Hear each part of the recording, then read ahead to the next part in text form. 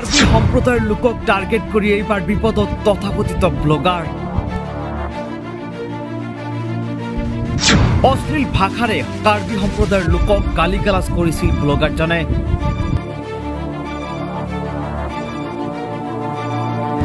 সামাজিক মাধ্যমত কাৰ্বি সম্প্ৰদায়ৰ লোকৰ বিৰুদ্ধে কৰিছিল অশ্লীল মন্তব্য। তাৰ পিছতে দবকা থানাত এজাহাৰ দাখিল তথাকথিত ব্লগাৰৰ বিৰুদ্ধে। হয়, সামাজিক মাধ্যমত কাৰ্বি সম্প্ৰদায়ৰ লোকক অশ্লীল শব্দৰে গালিগালাজ কৰাৰ পিছতে জাঙুৰ খাই উঠিছে কাৰ্বি ছাত্ৰ সংগঠন। সামাজিক মাধ্যম ফেচবুকৰ জৰিয়তে কাৰ্বি সম্প্ৰদায়ৰ লোকক অশ্লীল শব্দৰে গালিগালাজ কৰিছিল দবকাৰ উদুমাৰীৰ শামছুদ্দিন নামৰ এজন যুৱকে। যুৱকজনে বিচি ব্লগ নামৰ ফেচবুক পেজটোত কাৰ্বি সম্প্ৰদায়ৰ লোকৰ বিৰুদ্ধে আপলোড কৰিছিল ভিডিঅ'। এই ভিডিঅ' দৃষ্টিগোচৰ হোৱাৰ পিছতেই জাঙুৰ খাই উঠে কাৰ্বি ছাত্ৰ সংগঠন। লগে লগে কাৰ্বি আংলঙৰ পৰা আহি দবকাত উপস্থিত হয় কাৰ্বি ছাত্ৰ সন্থাৰ এটি দল। দবকাত আহি থানাত যুৱকজনৰ বিৰুদ্ধে দাখিল কৰে এজাহাৰ। কিছুদিনৰ পৰা পৰ্যায়ত বৃদ্ধি পাইছে একাংশ তথাকথিত ব্লগাৰৰ উৎপাত। ফেচবুক পেজ এটা খুলিয়ে নিজকে পৰিচয় দিলে ব্লগাৰ বুলি, কিন্তু সেইসকল নাজানে ব্লগাৰ নীতি নিয়ম। ইচ্ছামতে ফেচবুকত অশ্লীল শব্দৰে গালিগালাজ দিয়ে যিকোনো মানুহক। জাতি ধৰ্মকো টাৰ্গেট কৰি কৰে অশ্লীল মন্তব্য। যেন ফেচবুকত এইসকলে চলাই গৈছে সন্ত্ৰাস। সম্প্ৰতি ফেচবুকত কাৰ্বি সম্প্ৰদায়ৰ লোকক অশ্লীল শব্দৰে গালিগালাজ দিয়াত দবকা থানাত দাখিল কৰে এজাহাৰ। অৱশ্যে এজাহাৰৰ ভিত্তিত আৰক্ষীয়ে ব্যৱস্থা গ্ৰহণ কৰে। লক্ষণীয় দবকাৰ পৰা লোকৰ ৰিপৰ্ট অৰুণোদয় আছাম। আৰে আমি কাৰ্বি সংগঠনৰ পৰা কৈ আছো, তুমি ফেচবুকত আহি গালাগালি নকৰিবা। আৰে ওই কাৰ্বি ফুন্ডে ফেচবুক সোশ্যাল মিডিয়া একান্তৰ বাফাইতি সোশ্যাল মিডিয়া না কেলা, মই কৈ আছো তোক। ফেচবুকৰ এই সোশ্যাল মিডিয়াটো তোৰ কেলা বাফাইতি সোশ্যাল মিডিয়া নহয়। এইটো তোৰ দেউতাকৰ সোশ্যাল মিডিয়া নহয় কেলা, কুকুৰৰ পোৱালি। এই কুকুৰৰ পোৱালি গোটেইকেইটাক কৈ আছো, তহঁতৰ বাপ দেউতাকৰ সোশ্যাল মিডিয়া নহয়। এইটো অস্ট্ৰেলিয়াৰ হয়, ইউএসএৰ হয়। এই সোশ্যাল মিডিয়াটো এই ফেসবুকটো ইউএসএৰ হয়। কেলা কুকুৰৰ পোৱালি সকল আজি যদি ফেসবুকটো বন্ধ কৰি দিয়ে তহঁতক গান মাৰানি কুকুৰৰ পোৱালি সকল। আমাৰ কাৰ্বি জাতিটোক এনেকুৱা হিচাপে তুচ্ছ তালিচ্ছ কৰিছে, হা, এনেকুৱা হিচাপে অপব্যৱহাৰ কৰিছে।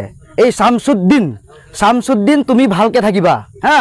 তুমি যাতে এনেকে জাতিক লৈ তুমি এনেকে অপব্যৱহাৰ নকৰিবা, কাৰণ এই জাতিয়ে আপোনাৰ খাই থৈ দিয়া নাই, তুমি খুৱাই থৈ দিয়া নাই এই কাৰ্বি জাতিটোক। এই কাৰ্বি জাতিয়ে তোমাক একো কৰিবলৈ যোৱা নাই। তুমি কি কাৰণে কাৰ ইমান বলত আহি তুমি এইখিনি কাম কৰিছা যে এটা কাৰ্বি জাতিক তুমি ইমান অপব্যৱহাৰ কৰিছা। তোমাক সকীয়াই দিছো যে তুমি অতি সোনকালে তুমি সিলিন্ডাৰ হোৱা নহলে তোমাৰ ঘৰৰ পৰা আৰক্ষীয়ে কিন্তু চচৰাই আনিব। অশ্লীল ভাষা একদম ব্যৱহাৰ, মানে এনেকুৱা শুনিব নোৱাৰা ব্যৱহাৰ তেওঁ কৰিছে। আপোনাৰ যোৱা 20 তাৰিখ হয়তো আমি ভিডিঅ'টো পাইছিলোঁ। তাৰপিছত আমি বহুত দিন ধৰি চালোঁ যে কি হৈছে, হোৱা নাই বস্তুটো, যে মানুহজন ক'ৰ হয় কি হয় আমি ডিটেইলছ ল'লোঁ, বায়'ডাটাবোৰ ল'লোঁ। তাৰপিছত আজি আমি আহিলোঁ দবকা থানাত। গম পালোঁ যে দবকা থানাত অহাৰ পাছত ছাৰহঁতে ক'লে যে এওঁৰ ঘৰটো হ'ল মানে দবকা উদমাৰী। তাৰপিছত তেওঁৰ নামটো হ'ল শামছুদ্দিন আৰু দেউতাকৰ নামটো আছিলে আপোনাৰ কি আছিলে আব্দুল মালিক। তেওঁ মানে কি কৰিছে, ফেচবুকত আহি পেলাই কি নাজানো এই ছ'চিয়েল মিডিয়াত আহি পেলাই কি কৰিছে, এই আমাৰ কাৰ্বি জাতিটোক এনেকুৱা হিচাপে তুচ্ছ তালিচ্ছ কৰিছে, হা, এনেকুৱা হিচাপে অপব্যৱহাৰ কৰিছে। এই শামছুদ্দিন তুমি ভালকে থাকিবা, হা। তুমি যাতে এনেকে জাতিক লৈ তুমি এনেকে অপব্যৱহাৰ নকৰিবা, কাৰণ এই জাতিয়ে আপোনাৰ খাই থৈ দিয়া নাই, তুমি খুৱাই থৈ দিয়া নাই এই কাৰ্বি জাতিটোক। এই কাৰ্বি জাতিয়ে তোমাক একো কৰিবলৈ যোৱা নাই। তুমি কি কাৰণে কাৰ ইমান বলত আহি তুমি এইখিনি কাম কৰিছা যে এটা কাৰ্বি জাতিক তুমি ইমান অপব্যৱহাৰ কৰিছা। তোমাক সকীয়াই দিছো যে তুমি অতি সোনকালে তুমি সিলিন্ডাৰ হোৱা নহলে তোমাৰ ঘৰৰ পৰা আৰক্ষীয়ে কিন্তু চচৰাই আনিব। অশ্লীল ভাষা একদম ব্যৱহাৰ, মানে এনেকুৱা শুনিব নোৱাৰা ব্যৱহাৰ তেওঁ কৰিছে।